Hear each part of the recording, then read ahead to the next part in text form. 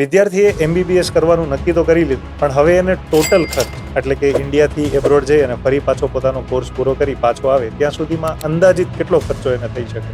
જો આપણે બજેટની વાત કરીએ તો બજેટની અંદર મલ્ટિપલ યુનિવર્સિટીઝના ઓપ્શન્સ છે કે જેની અંદર અંદાજિત આપણે ઓછામાં ઓછા ખર્ચની જો વાત કરીએ કે ઇન્ડિયાથી જાય અને પરત ઇન્ડિયા આવે ત્યાં સુધીનો, તો મિનિમમ કોસ્ટ એમને 25 લાખથી શરૂ થાય છે, બરાબર? કે ફોરેનની અંદર જેની અંદર એમનું food, accommodation, application fee, registration fee અને એક્સેટ્રા ખર્ચીસ આવી જતા હોય છે, બરાબર?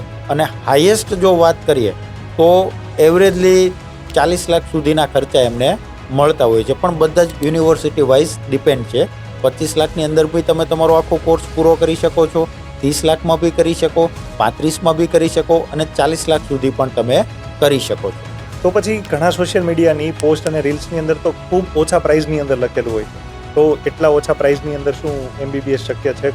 આ શક્ય નથી. કે MBBS માટે જે મેં તમને કીધું કે અંદાજિત ઓછામાં ઓછો ખર્ચ આટલો થઈ શકે એટલો થવાનો જ છે, કારણ કે ત્યાં બાળકને ઘણા બધા ખર્ચા એવા છે કે જે ઉતરીને કરવાના છે. જેમ કે કોઈ યુનિવર્સિટી પહોંચી ગયા તો ત્યાં ઉતરીને એને ખર્ચ કરવાનો જ છે, પણ એ ખર્ચની બધી બાબતો અહીંયાથી એને સમજાવવામાં આવતી નથી.